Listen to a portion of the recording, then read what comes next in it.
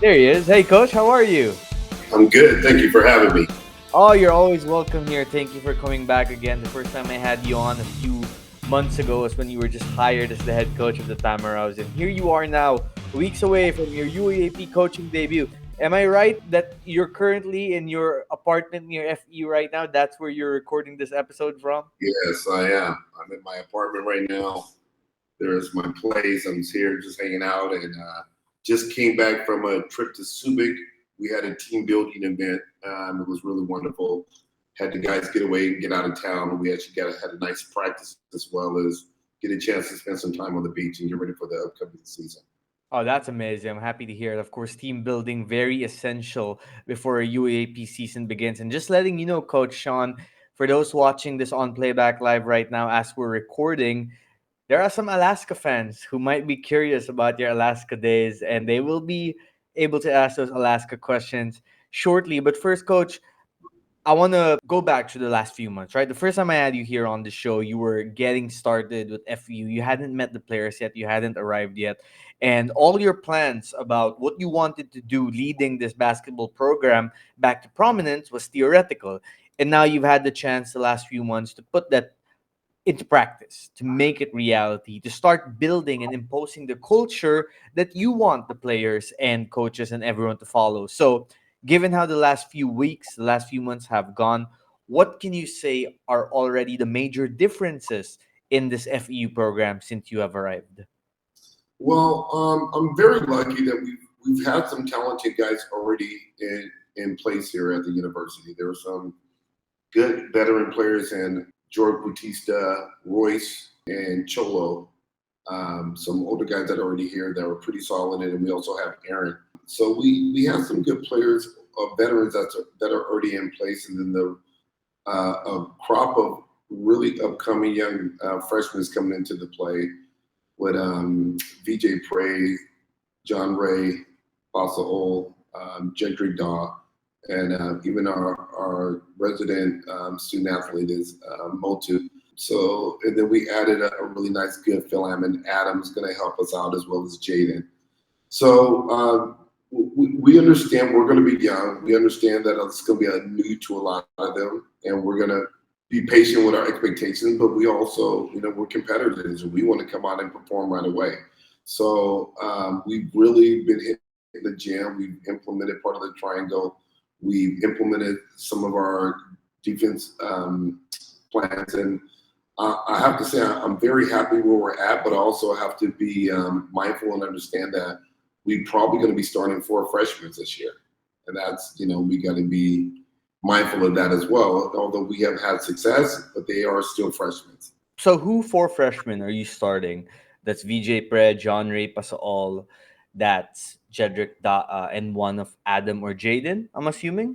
No, Motu. Mo's a freshman, our Okay. resident student athlete. So we're looking at possibly right now, although Jedrick Daw has a little bit of a hamstring injury right now. But so if that doesn't seem to clear itself up in the next few days, we'll probably put Cholo in the place there. So we'll be starting 3 freshmen instead of 4. So Okay, okay. And your Jorik is also going to be a starter for you guys. Jordan Batista, yes, Okay, that's it. okay. So your two wingmen rookie recruits, well, not necessarily rookie, but your fill forward recruits, Jaden Jones and Adam Nakai. How are they adjusting to the physicality and style of play in the Philippines? And what kind of roles do you envision these two prospects having in your first go with the FEU Tamaraws? That's a great question because there is an adjustment period getting used to the physicality of the play here.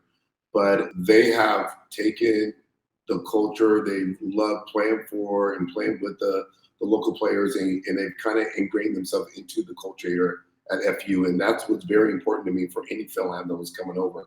They had to be very similar to myself when I came over as an import. Like I wanted to make sure that I included myself in everything that my local players did, and I wanted to take in as much of the culture, the history, basketball, the lifestyle of the Filipino as possible in order to make sure that I was not considered an outsider. So My two guys have been tremendous in how they've meshed or assimilated the way here with the rest of the Tamaraws.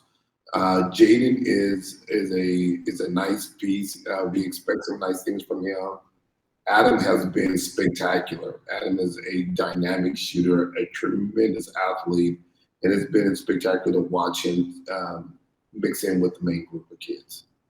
Fantastic. Happy to hear it. Now, there have been some injury concerns over the years when it comes to Cholo Ano Nuevo.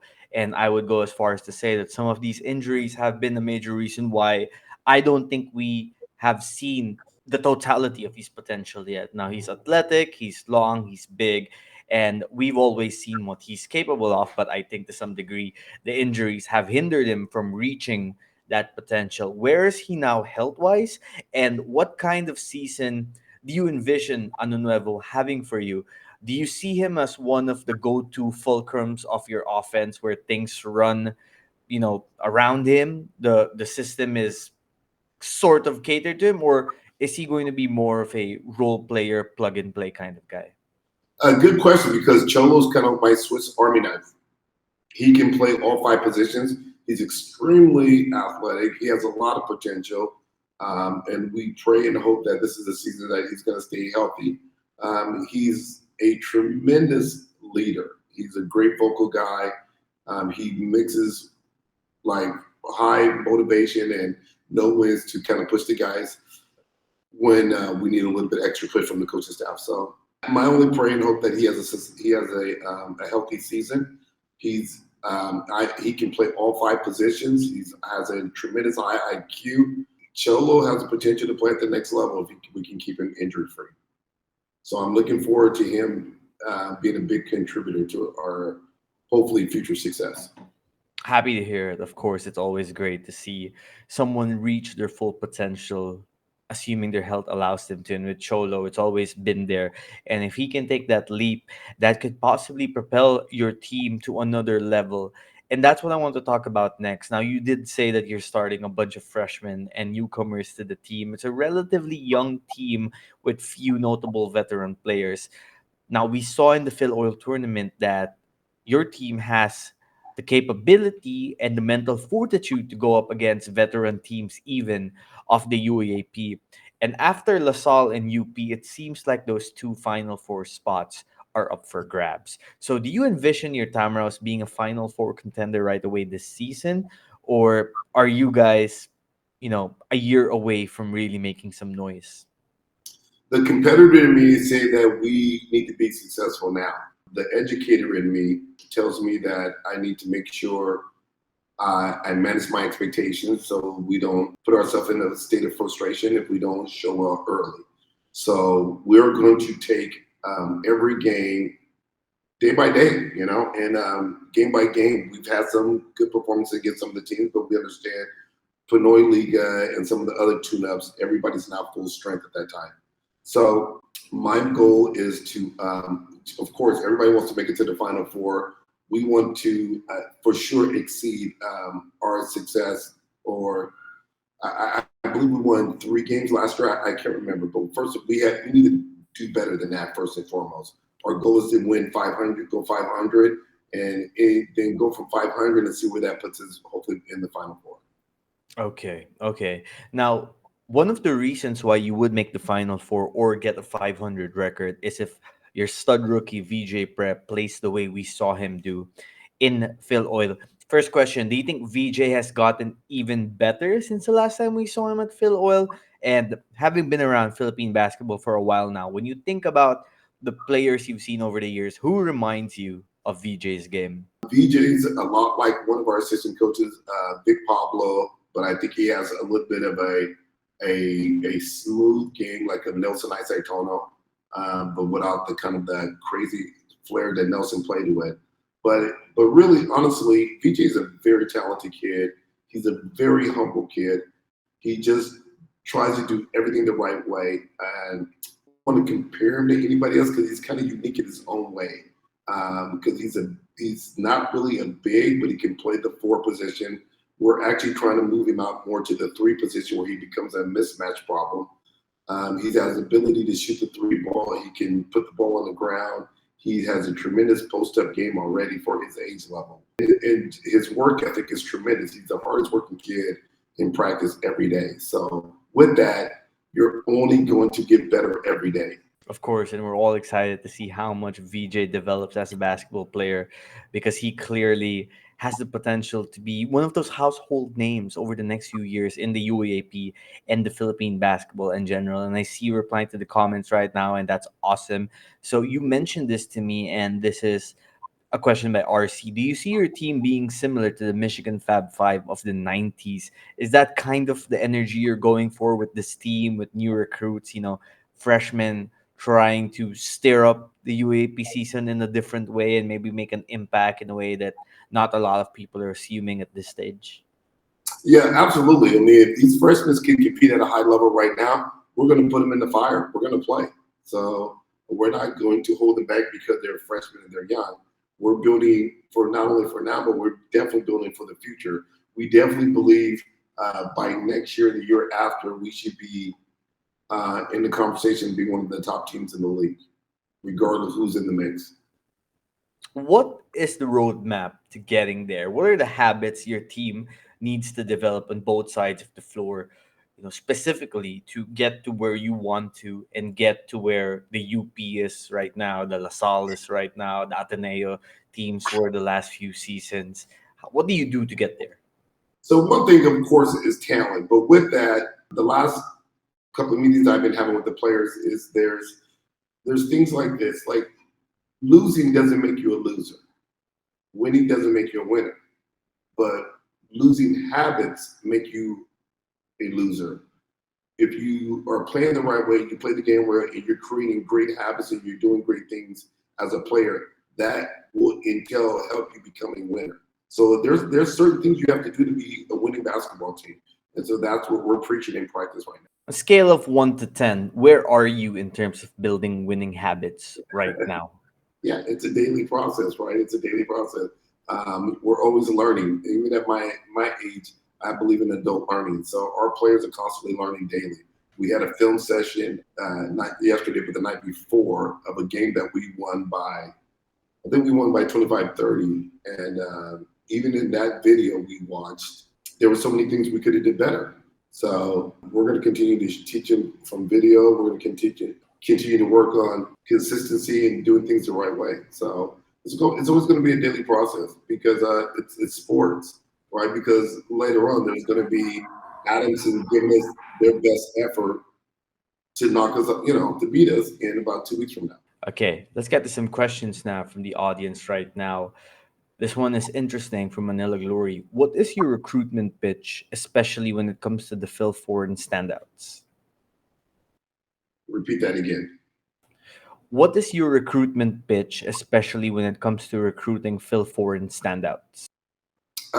So one of the things that our film foreigners are excited about getting the opportunity to play in the UAAP and getting a chance to play in the Philippines where basketball is second to none. Some of the film foreigners options in the States could possibly be a Division II or an NAIA school where they could come over here and get a full ride scholarship and then play in the same kind of atmosphere that they would if they were playing at a major Division I school.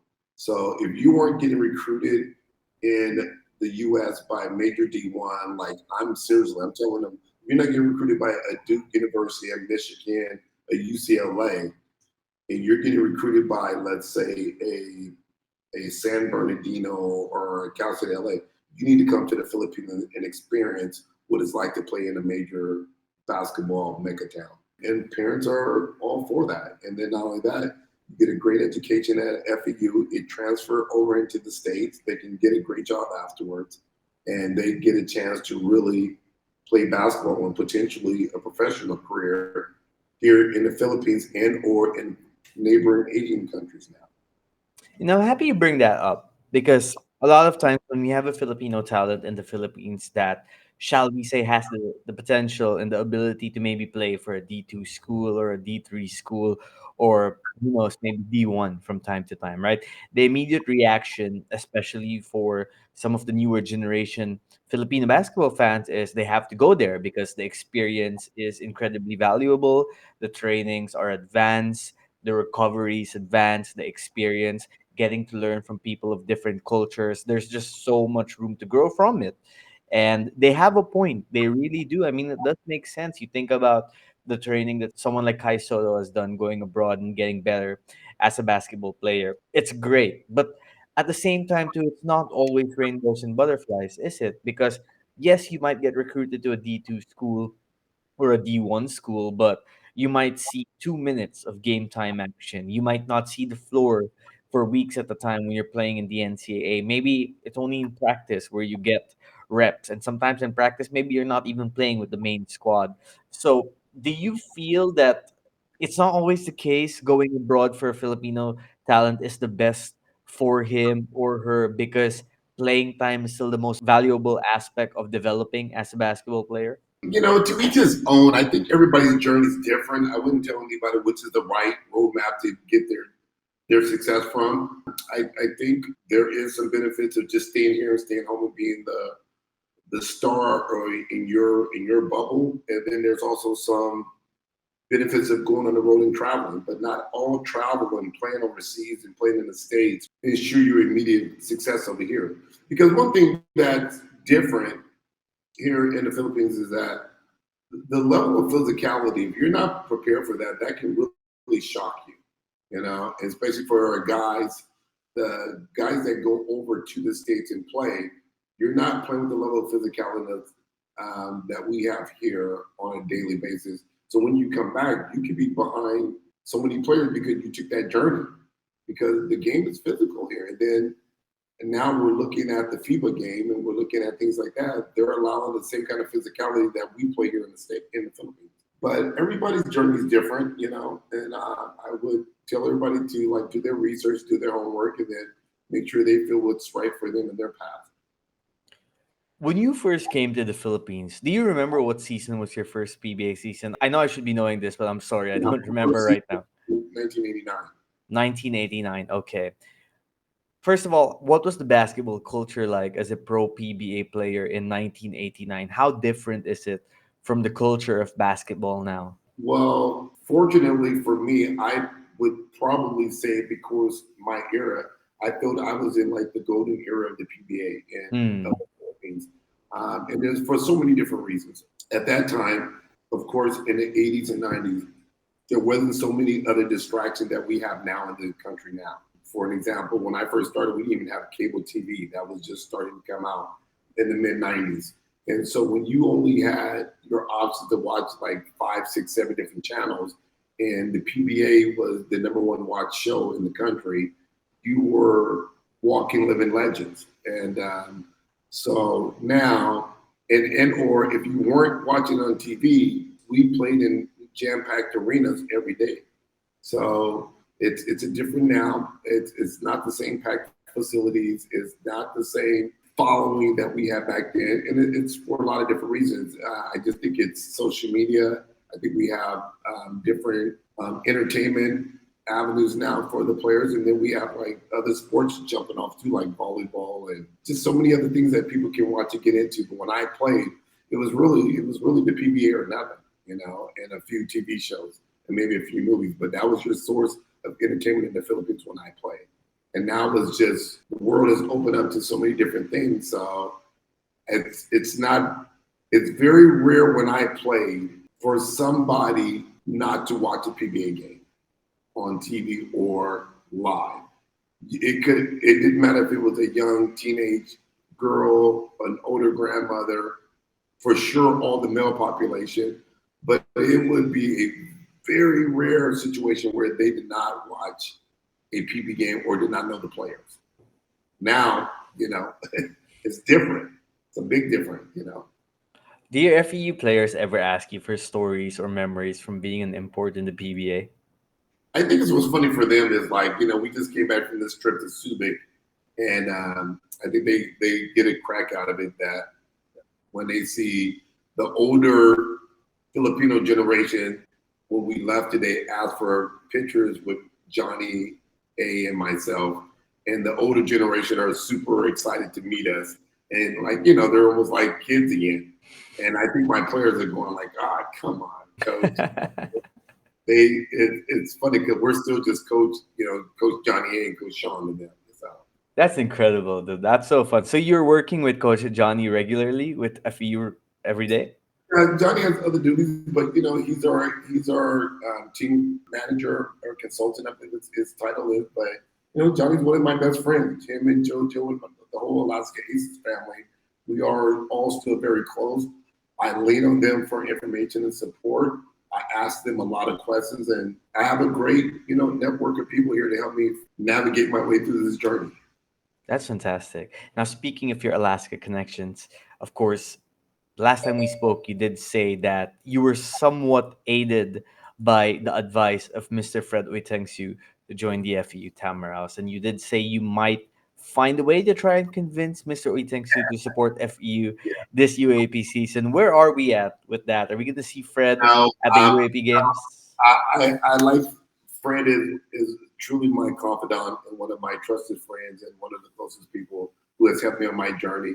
Honestly, part of that was joking, but the other part was that whenever I need advice, I'll reach out to Fred, and he's always willing to give me advice. And he definitely gave me a lot of advice about FEU and what his thoughts were. He also thought like other situation and other coaching opportunities that came to me before were not the right ideal for me at that time.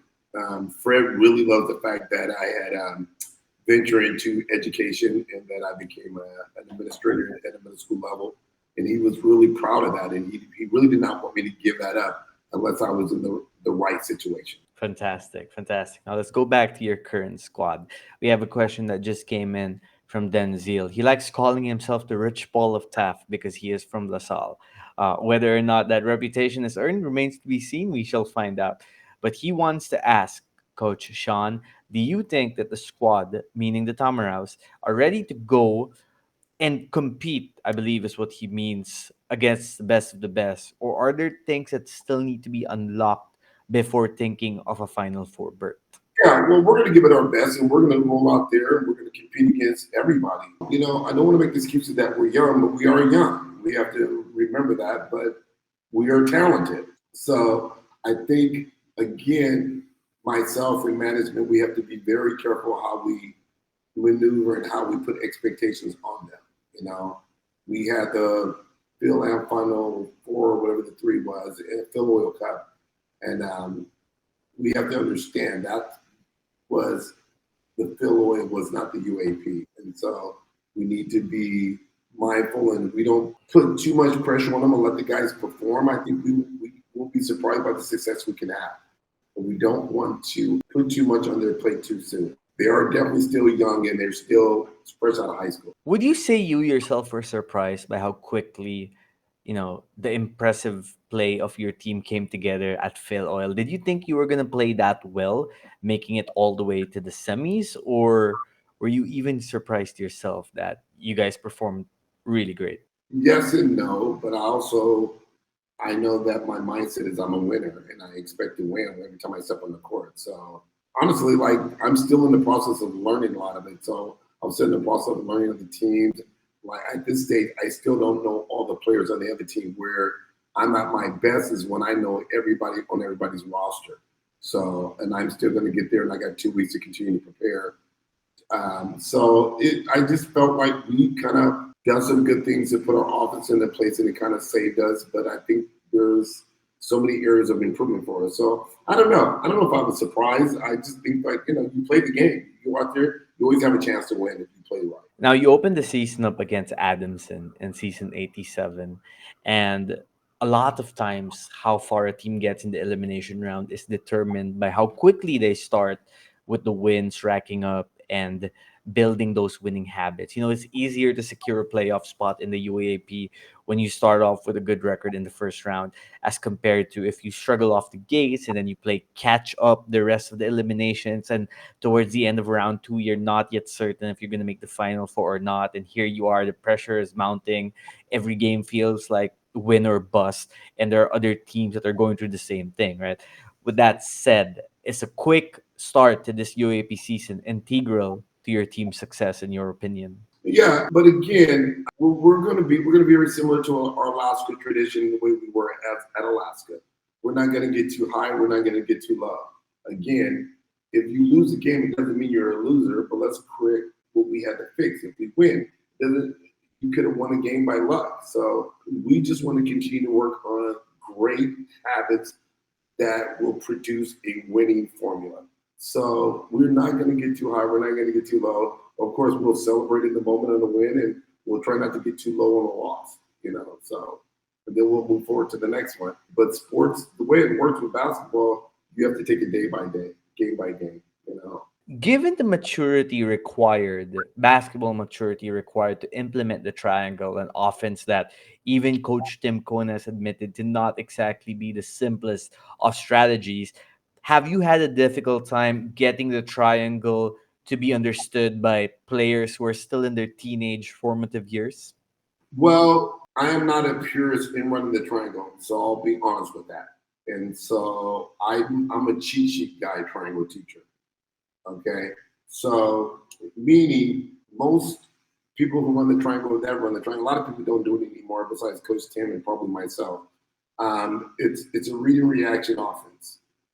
What I've done with it, I've made it purely more like we call them hitters, right? Like I'm calling plays out of it already. I'm calling 1, 2, 3, 4, and so now the players know we're going play 3, play 4, play 1, play 5, play 2.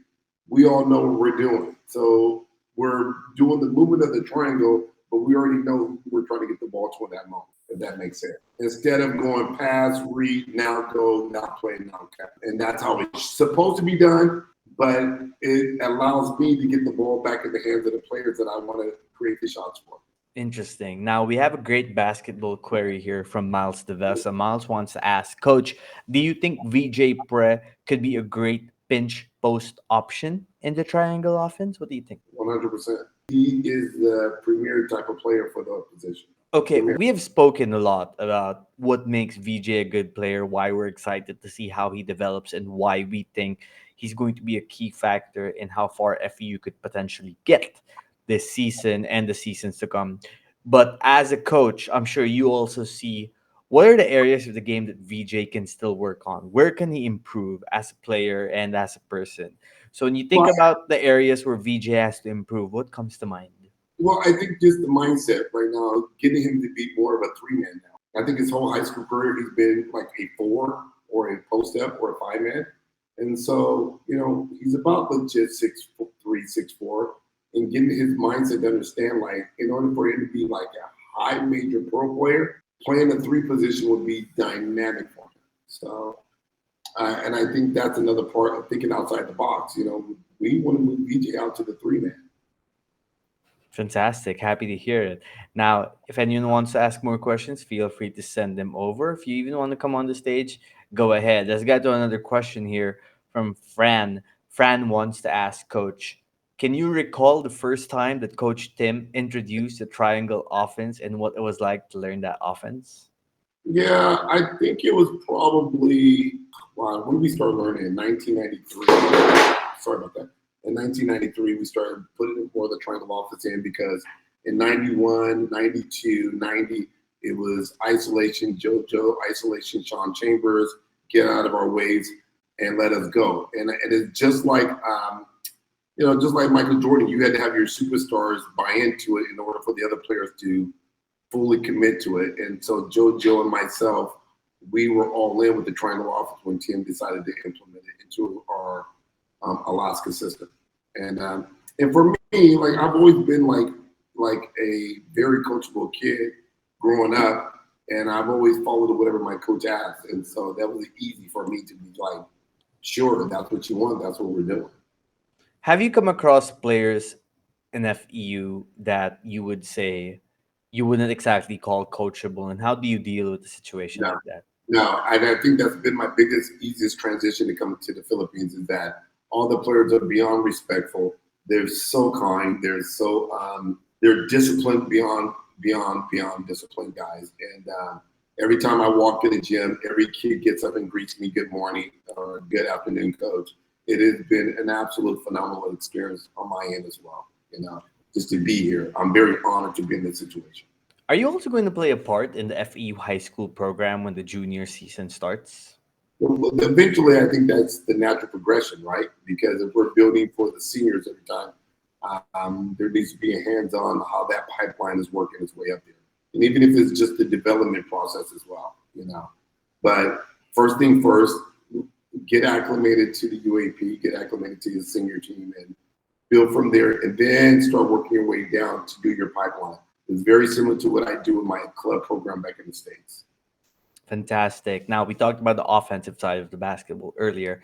Let's go to the defense because, as the old saying goes, defense wins championships. And a lot of the championships you guys won in Alaska wasn't just because of the triangle offense, it was also because you guys knew when to get down and play honest, good defense. So, in reference to another question here by Miles, I'd like to ask about defense. Given FEU's personnel and the pace at which the game is played in the UAAP, what kind of defensive schemes would FEU fall back on, or what kind of system would be implemented on the defensive side of the floor?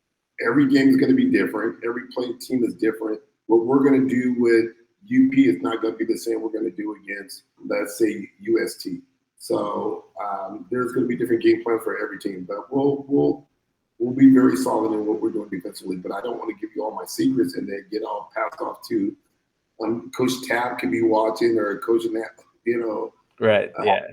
All the coaches could be watching right now. Oh, okay, yeah, that's what we're doing, you know. So the coaching in the Philippines is top notch, right? The coaches at every level are so talented in what they do, and they're very knowledgeable. So you don't want to play our deck right now, show our hands, what we're going to say, show our cards. And, I'm very impressed. Like every coach at this level is very talented.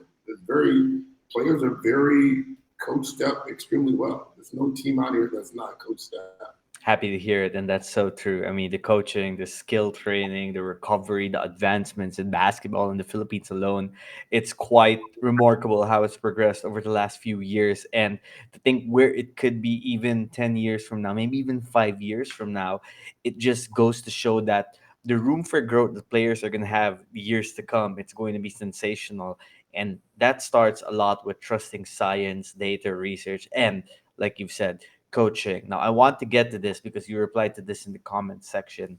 Pancho asked, who is the greatest PBA import of all time? And that conversation the last few years has come down to you or Justin Brownlee. And you have decided to say Justin Brownlee. Do you want to share why? No, Jay's he's just doing tremendous stuff. He plays the game the right way.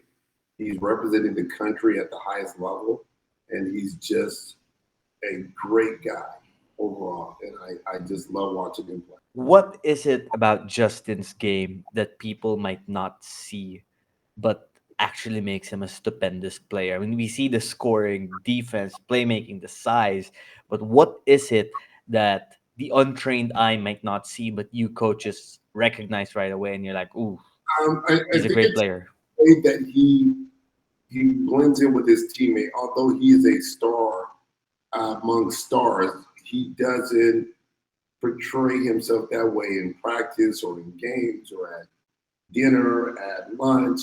He's just one of the guys, and the guys respect that, and so therefore they play so much harder for him. And the ability to just score inside, score outside, and defend on every level is, and he just has an unbelievable knack of hitting the big shots when needed. Yeah, I mean Justin he is tremendous. Is it true that when the moments get bigger, the situations get a little more nerve wracking, that really proves which players have that extra toughness in them?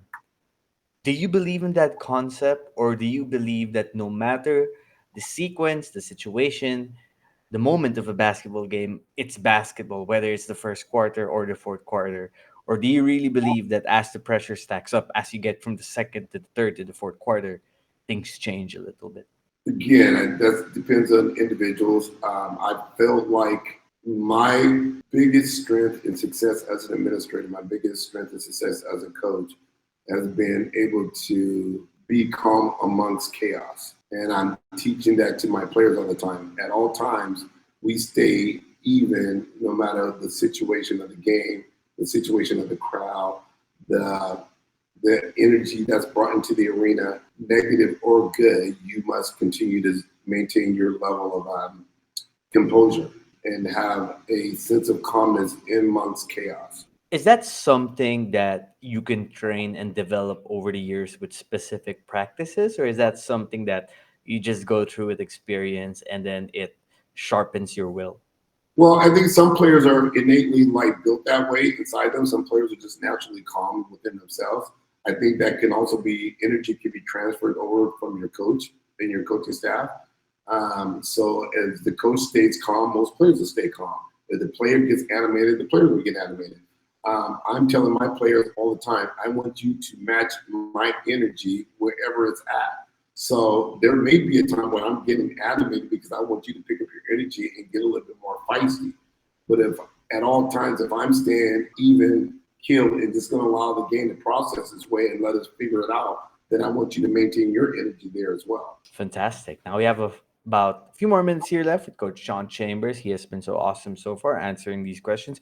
I'm going to get to some questions submitted by our listeners. First, Coach, what's something you think that both collegiate and professional leagues here in the Philippines should do to improve much better? This is basketball, I believe so. I have no complaints with the leagues. I think the leagues are doing great things. When you look at the amount of talented basketball players in the Philippines, it's really mind blowing, right? I watched Blackwater play yesterday, and they didn't have a good game, but there's talent on Blackwater. You look at some of the teams playing in the Manny Pacquiao League, there are some talented players in that league. And then the new rookies that came in with Rain and Shine yesterday, I watched them play, and I'm just blown away the amount of talent of players in the Philippines. And we played a lot of teams in the PhilOil Liga and the league before that, and we played. Vanille is amazing. Sambeta is amazing. Latran, Mapua. Like, there's a lot of players in this country that people just have no idea. You just can't walk over here and play and think you're going to be a standout player without being competitive or being talented. Is that one of the reminders that you tell a lot of your players, especially those who come from abroad, how, this isn't the States where your skill and athleticism will let you, be impactful in the game. You have to use your brain a little bit more here. You need to be tougher. Your fitness might have to be better because of the physicality, the bumps and the bruises. What's the cheat sheet, shall we say, about adjusting from life from the United States to the Philippines when it comes to amateur basketball? Again, I don't think we don't reinvent the wheel. Like, there's certain habits that creates winning teams, and so those are very simple things: rebounding, boxing out, limiting turnovers, being able to execute, and then not put people on the free throw line, and then also limit your turnovers. If you do those things, you're always going to have a chance to compete for the most part, especially if you have some talent, and then allow the ball to get to your most talented players. Right? There's a reason why we have superstars. So you have to be able to create superstars, and then you need to ride them, and then play out for that after that. Fantastic, fantastic. Okay, let's get to some more questions here. A lot of them are coming in now. From Budong wants to know, how will FEU address the lack of height of your roster in preparation when you face teams like UP and DLSU that have quite a few quality big men in their roster? Just like I said, there's winning's a habit. We're going to box out, rebound the basketball, limit our turnovers, and take high quality shots. And with that, you should be able to compete against anybody, and then play with the Lions hard. Fantastic. Now, you are a PBA lifer to some degree. The PBA already had the 3-point shot when you came in, Yeah. but recently they added the 4-point shot. What do you feel about the 4-point shot? Do you think it's good for the league to be innovative this way, or are you, like Coach Tim, a traditionalist to some degree when it comes to keeping the game how it has been? Yeah, I'm a traditionalist, but I'm gonna give myself time to watch it before I make my judgment on it. I haven't quite. I watched the game a little bit last night, and I didn't watch the other game. I caught the last part of the Talking Text game, so I want to be able to watch the game and see how much is it really impacting the game. Like, are people really out there just trying to launch 4-point shots all that day long, or are they playing their typical basketball game? So I'm going to give myself a chance to watch it before I critique it. If you were playing right now, would you take a few 4-point shots? Once again, I would like to watch it and critique it before I make a judgment on it. So But that no, includes what you would do if you were on the court. right, right. Okay, okay, very interesting. Now, coach, you're coaching a college team, and arguably the best part of the UAAP, aside from the competition, is that school spirit, that energy, being around college students, being around those who have this genuine, authentic passion for the school they go to. What has been your best interaction or interactions so far with members of the FEU community, the students, alumni, and do you really feel that support strong, and do you feel they're excited for this new era of FEU basketball? Absolutely. That's one of the things that was the biggest draw for me to come and be a part of a university community, to be a part of the crowd, the fans, the whole parade of it all. It was a big draw for me, and FU is such a great fit for me with that situation. I'm looking forward to our first team rally. I think we're gonna have a team rally next week. It's going to the main university and go see all the rest of the student body, and I just think it's just such a great thing to be a part of when it comes to coaching basketball at the amateur level.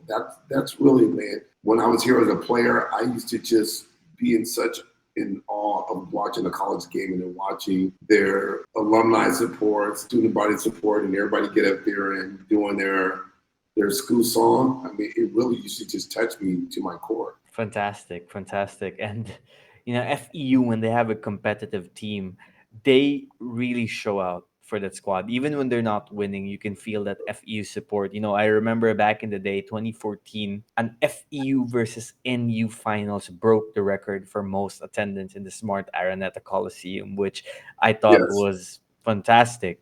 And I feel that if FEU gets back to the Final Four, we're gonna see that support from for the team once again, and the head coach, of course, that yeah. will be excited to wear those FEU colors loud and proud. There's a good question here from Pancho that I want to bring up, coach, because you would be someone who's right to ask for this question. He says, I wonder if there were times when players had communication problems with Phil foreigners and local recruits. English is widely spoken here, but there were times where were there times rather that it was hard to communicate on the court. Did you notice this when you were a player, and do you still see it nowadays in the UAP when you coach? What do I want to say? Wala na. Wala Kasi, I should say it in Tagalog. Kasi all of our players speak conversational English and they understand extremely well. The Philams, some of them speak, a couple I think understand and speak a little Tagalog, but not a lot. But for the most part, when I feel like I'm trying to get something across, and I'll go, and also not be mode, would tell you, what am I saying? Do you guys understand what I'm saying? And so if they don't, I will use one of my coaching staff to say it in Tagalog. Because I can understand Tagalog fully. I just cannot conversate it fully. So, but I'm learning. I'm making it a point that our Philams should all be taking Tagalog classes while they're here as well. And we should be all able to speak some Tagalog in order to communicate and have a conversational Tagalog. Very interesting. Your coaching staff, how big of a help have they been with your transition? That's solid, but it's just like everybody else. Everybody else has great staff. Everybody got coaches that are coaching at multiple levels. I'm watching TV yesterday, and I'm seeing the assistant coach from what's his name? He used to be a head coach, but he was coaching from De La Salle. Assistant coach is also on the bench for rain or shine, and then they're just everybody's just all over the place in this league, and in both levels. At Coach Gabby on our team is also the assistant coach for Benil, so and then also for one of the MPBL team, and Coach Danok is coaching with one of the MPBL teams. So they're all have multiple positions and jobs, so they're all so extremely knowledgeable, and that's just the Philippine basketball culture. It's just tremendous the amount of basketball everybody knows here. Fantastic. Thank you so much for your thoughts, Coach Sean. Now, before I let you go, I do have to ask about the Gilas experience in Latvia a few weeks ago. Sure. What was your favorite memory behind the scenes from the trip with the boys? Obviously, we saw how impressive you guys played in the games. Came close, very close. You were up against Brazil in that last game. and that one quarter really screwed things up. But away from the court, bonding with Coach Tim, being part of that coaching staff, being with the SBP, being with that team, which I thought was full of high character guys, which was one of the reasons why you guys were so successful. What were your favorite moments? I just think the build up and the camaraderie of the whole team in general. And one thing, if you know me, if you know guys that played with me, like man, I love hard. I work hard and I give hard. And if you're in my circle, if you're on my team, like I got nothing but love for you, and you're gonna feel that energy from me.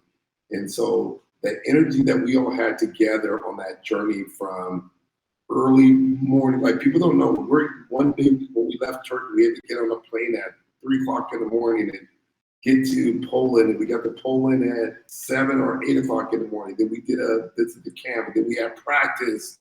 We had lunch, and then we had a practice like an hour after that. And just the grind of it all was just to be with people that you're grinding with, the coaching staff, players, and the utility staff. You just build a certain synergy with one another and a certain love and bond for one another that you're willing to go to battle with. And so to watch us get to in Poland and had some of the success we had against their team, I felt like, man, we're there. And then to get to Riga was amazing because they did a great job putting the whole event together, and it was well done. And so when we got there, we felt like we had a chance. We didn't feel like we were underdogs. And when we won that first game, it was tremendous. And then we had, the game with Georgia. We were prepared for that game, and we were excited about that as well. So we did come up short. We were disappointed. We're still disappointed. We still kind of hurt us a little bit. But I think probably the biggest and the most big takeaway for me is that I've been with Coach Tim Cohn since 1988, 89. And the relationship that we have since 1989, I retired in 2001. We see each other here and there every now and then, communicate. But when we get together, it's as if we've never been apart. We think a lot of life. We have a lot of things that I can say to him, like, hey, I just my thought, and he takes it, he uses it however.